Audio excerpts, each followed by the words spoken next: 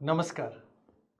आइए आपको लेके चले यात्रा जो है रुद्राक्ष के बारे में और उसमें भी एक मुखी रुद्राक्ष के बारे में लेके चलेंगे आज आपको। एक मुखी रुद्राक्ष जो स्वयं शिव के रूप है। कहा जाता है जिनके पास एक मुखी रुद्राक्ष है उनके पास तो शिव हर तरह से कृपा लेके आते हैं और शिव ही उन्हीं के साथ जुड़े रहते हैं। बहुत सारी धारणाएं, बहुत सारी बातचीत, बहुत सारे किस्से आप सब ने सुने होंगे एक मुखी रुद्राक्ष के बारे में। आज एक एक करके पन्ना खोलेंगे, एक एक करके आपको समझाएंगे कि ये एक मुखी रुद्राक्ष क्यों खास है, कैसे जांचा जाता है, क्या क्या तरह उसके बारे में पता चलती हैं या क्या क्या कहानी किस्से उनके बारे में चर्चे में आते हैं। सबसे आम चर्चा तो सभी ने सुना होगा कि अचानक एक साधु आए, उन्होंने आपकी मुट्ठी में एक रुद्राक्ष रखा, कहा अरे बेटा आपके लिए ये हम लाए हैं, आपको जो दिल करे वो दे दीजिए। और आपने अपनी तरफ से 100 200 300 जो आपके तरफ से आया उनको निकाल के दे दिया। उन्होंने कहा हमें तो अखंड जोत जलानी है और उनके लिए हमारे को 5 किलो घी लगेगा। तो आपने कहा घी तो दिला नहीं सकते, आपने घी के पैसे भी दे दिए। और आगे किस्सा ऐसे जाता है कि अरे हम इधर मुड़े और पीछे मुड़ के देखा तो बाबा गायब थे, मुट्ठी खोली तो उसमें एक मुखी रुद्राक्ष था। ऐसे किस्से बहुत हैं, जगह जगह सुने होंगे, हर घर के बारे में कईयों ने बताए होंगे। लेकिन इसकी सच्चाई सिर्फ इतनी है कि कहीं पे वो आपको 1 रुपए का रुद्राक्ष कहीं कुछ 500 से 1000 रुपए में बेच के चले गए। ऐसा क्यों? क्यों हम अचानक ये बोल रहे हैं वो था ही नकली? कारण बहुत सीधा सा है। गोल एक मुखी रुद्राक्ष असलियत में होता ही नहीं है। 30 साल से ऊपर हो गए हैं हमें पूरी रिसर्च करते हुए रुद्राक्ष के ऊपर। इन 30 सालों में गोल एक मुखी रुद्राक्ष को ढूंढते ढूंढते पता नहीं हमने कितने कोने, इंडोनेशिया के या साउथ इंडिया के या हिमालय के या नेपाल के, सब देखे। आखिरी में एक ही चीज समझ में आई कि नेपाल में एक तरीके से गोल एक मुखी रुद्राक्ष तो होता ही नहीं है, पैदाइश में ही नहीं आता। कितनी अजीब सी बात है ना। आपने कितने किस्से सुने हैं, इंदिरा गांधी जी ने अपने गले में रुद्राक्ष एक मुखी की माला पहनी थी और गुलशन कुमार अपनी मृत्यु के समय अपना एक मुखी रुद्राक्ष नहीं पहने हुए थे, या नेपाल के राजा के पास एक मुखी रुद्राक्ष की माला होती है, या महाशिवरात्रि के दिन एक लड्डू के अंदर एक मुखी रुद्राक्ष डाल दिया जाता है जो किसी एक जन को मिलता है। सब किस्से, लेकिन असलियत में एक आदमी, एक प्राणी हमारे सामने नहीं आया। अपनी जिंदगी में हजारों के हिसाब से हमने रुद्राक्ष देखे, उन हजारों रुद्राक्षों में एक भी असली एक मुखी गोल रुद्राक्ष नहीं निकला। तो जब एक मुखी गोल नहीं होता और नेपाल में ही नहीं होता और कहीं नहीं होता तो कहाँ से आता है? एक मुखी रुद्राक्ष काजू दाने की शेप में मिलता है और वो साउथ इंडिया का होता है। तो एक मुखी जो उनका ऑल्टरनेट या उनके जो गोल वाले के बदले में हम इस्तेमाल कर सकते हैं वो है काजू दाना। और रुद्राक्ष के बारे में हमेशा उसमें एक छेद करने की जगह होती है और एक उसकी टेल यानी पूंछ यानी उसका आखिरी हिस्सा होता है जिससे हम छेद करते हैं उनके बीच में। उनके मुख उनके ऊपर से शुरू होते हैं। तो एक मुखी रुद्राक्ष हमारे सूर्य देव को अर्पित करते हैं या उनकी चीज है। उसके अलावा शिवा का रूप जो हमने आपको बताया, तो ये हमारी आत्मा को छूते हैं। जब हम एक मुखी रुद्राक्ष या तो धारण करते हैं या फिर उसमें प्राण प्रतिष्ठा करके इस्तेमाल करते हैं, बहुत सारी विधियां आगे बताएंगे। तो वो जब हम करते हैं तो वो हमारी आत्मा को छूते हैं। आत्मा हमारे को डिटैचमेंट की तरफ को लेके जाती है, या फिर हम ये बोले तो वो कहीं हमें अध्यात्म की तरफ को लेके जाती है।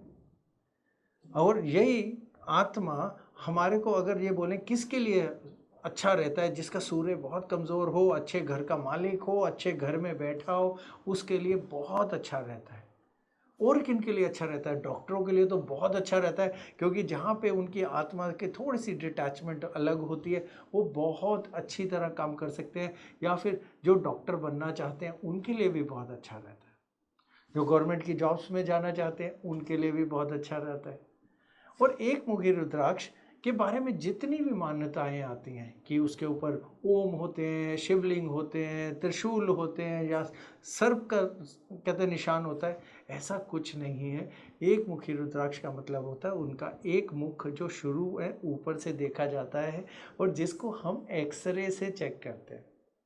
उसके अलावा बहुत महंगे वाले एक मुखी रुद्राक्ष जो बहुत पतले होते हैं वो हमेशा मार्केट में बहुत आ जाते हैं। वो कौन से होते हैं? जिनको हम कहते हैं स्वर रुद्राक्ष या स्वार रुद्राक्ष। ये स्वार रुद्राक्ष वो रुद्राक्ष है जिसमें एक नीचे रुद्राक्ष होता है और ऊपर एक पतला रुद्राक्ष का छोटा हिस्सा जुड़ा होता है। जब हम ऊपर के हिस्से को अलग कर देते हैं तो वो एक मुखी की तरह ही दिखता है। और इस रुद्राक्ष को जब हम चेक करने की कोशिश करते हैं ये बिल्कुल एक मुखी जैसा ही दिखता है और लोग तो इसके लिए करोड़ों मांगने लग जाते हैं।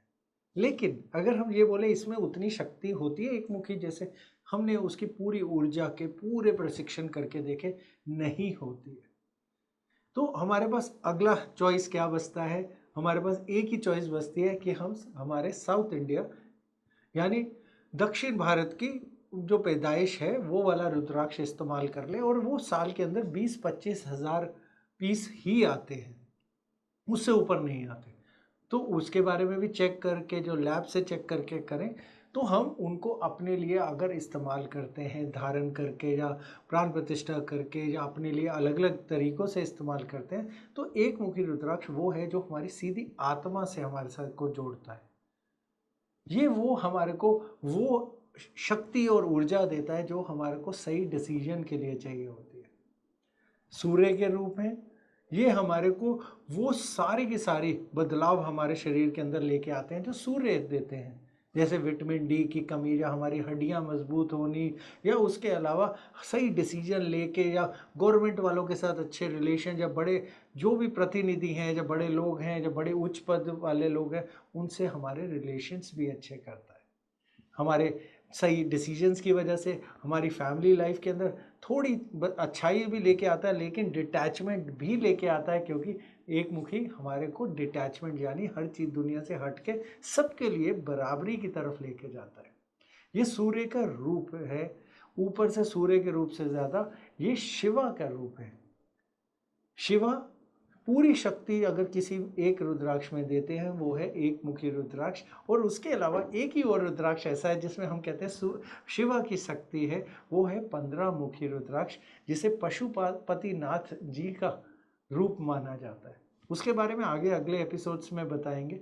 तब तक एक मुखी के लिए सिर्फ इतना, किसी भी वहम में मत पड़िए, गलत खरीदारी में मत जाइए, सीधा सीधा हमारे अपने भारत देश में उगने वाले काजू की उसमें शेप में आने वाले एक मुखी रुद्राक्ष पे जाइए। बहुत बढ़िया, बहुत अच्छे रिजल्ट्स देता है और उसकी ऊर्जा अगर हम प्राण प्रतिष्ठा करके बढ़ाते जाएं और उसकी पूजा सही तरह से करते रहें और उसकी सही तरह से सेवा करते रहें तो वो शिवा ही आपके साथ में अपने रूप में आपके लिए हर चीज़ अच्छे लेके आते हैं।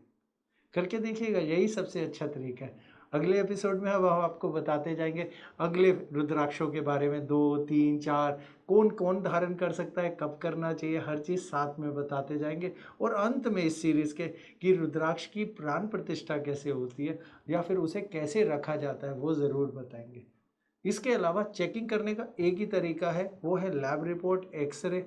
जो भी ये मानताएं हैं कि वो सिक्के के अंदर नीचे घूमने लग जाते हैं या डूब जाते हैं या नहीं, ये सब गलत बातें हैं। रुद्राक्ष के अंदर कई असली रुद्राक्ष भी डूब जाते हैं या फिर तैरते रहते हैं, दोनों तरफ की चीज़ें होती हैं। ये सब चीज़ों में नहीं पड़ना चाहिए, वहम में नहीं पड़ना चाहिए। सिर्फ सही रुद्राक्ष लेके उसको सही तरीके से प्राण प्रतिष्ठा करके धारण करिए या उसकी पूजा करिए या इस्तेमाल करिए, यही एक तरीका है। करके देखिए, बहुत बढ़िया रहेगा आपके लिए। ओम नमः शिवाय।